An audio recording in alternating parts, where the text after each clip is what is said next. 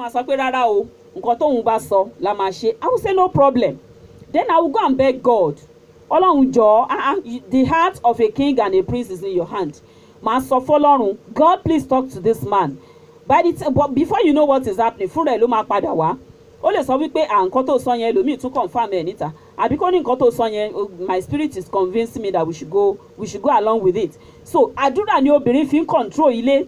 If you want your husband to follow everything you say, if you want your husband, to agree with you on some crucial things, then go into prayer. Ọlọ́run ló lè bá ọkùnrin sọ̀rọ̀. Ọkùnrin ò like kóbìnrin máa control àwọn. Ọkùnrin ò like kóbìnrin dàbí pé òun ló ń darí ilé. Ọkùnrin ò like kó dàbí pé ìyàwó mi nǹkan tó bá ti sọ ló máa ń fẹ́ ká ṣe. Ọkùnrin ò like ẹ̀. Ṣùgbọ́n tó bá lè fi ọkàn ẹ̀ lé ẹni tó dá ọkàn ẹ̀ lọ́wọ́, tó lè sọ fún Ọlọ́run pé Ọlọ́run ìjọba mi bá ọkùnrin yìí sọ̀rọ̀. God knows how to do it. Torí pé Ọlọ́run kò kì í fẹ́ kí obìnrin sunkún. Yes, that is the truth. Ọlọ́run ò kì í fẹ́ toró mọ̀ wípé obìnrin ohun aláìlẹ́gẹ́ ni, ohun ẹlẹgẹ́ ni wá, ohun èlò tí ò lágbára. Ó mọ̀ wípé bí obìnrin ṣe jẹ́ nìyẹn. Torí ẹ̀ ló ṣe jẹ́ wípé kí Ọlọ́run ò kì í fẹ́ nǹkan kan tó máa pa obìnrin lẹ́kún. So tí ọ̀rọ̀ yẹn bá tó ń gbé wa lọ́kàn tá dẹ̀ ti mọ̀ wípé kíní tá a bá ṣe báyìí ó lè fa nǹkan báyìí, then go to God and tell God. There's a woman tí mo mú gẹ́gẹ́ bí mentor mi. Níjọ́ tí òun àti ọkọ ẹ̀ tán wá ṣe marriage seminar ní church wa, the husband said, ó nígbà tí àwọn kọ́kọ́ bẹ̀rẹ̀ táwọn ò tí ì ní nǹkan kan, they are now big men and women o, very big man and woman I mean, they are very big now. Ó ní nígbà tí àwọn kọ́kọ́ bẹ̀rẹ̀ tí ò tí ì sí nǹkan kan, ó ní àwọn ṣiṣẹ́ kan àwọn wá rí 5,000 naira. Ó ní ìyàwó òun ti ń sọ fóun kó tó di time yẹn pé the next thing for us now is to get a land and start building.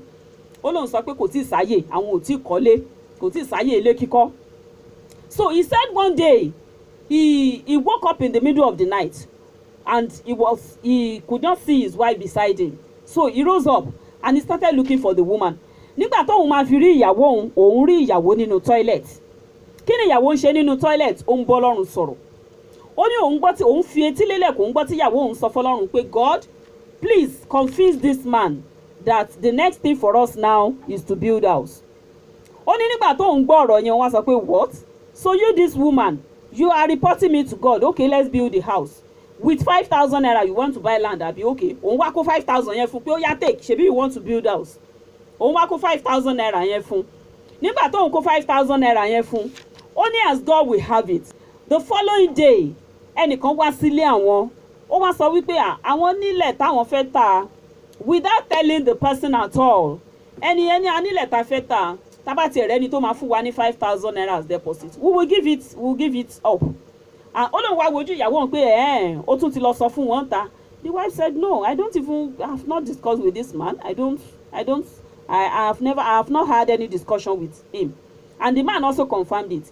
Bí wọ́n ṣe kó 5,000 yẹn, bí wọ́n ṣe kó sórí ilẹ̀ yẹn nìyẹn. Wọ́n kọ́ ilé yẹn tán, lẹ́yìn ilé yẹn wọ́n ti kọ́ estate. Kò sí nǹkan tí wọ́n ti kọ́ lẹ́yìn ìgbà yẹn, ṣùgbọ́n Ọlọ́run fi ìyẹn ó fi ṣe foundation fún wọn. Tí ìyàwó yẹn bá fìjà ṣe nígbà yẹn, ó ṣeé ṣe kóhun tó fẹ́ yẹn kó má bọ́ sí.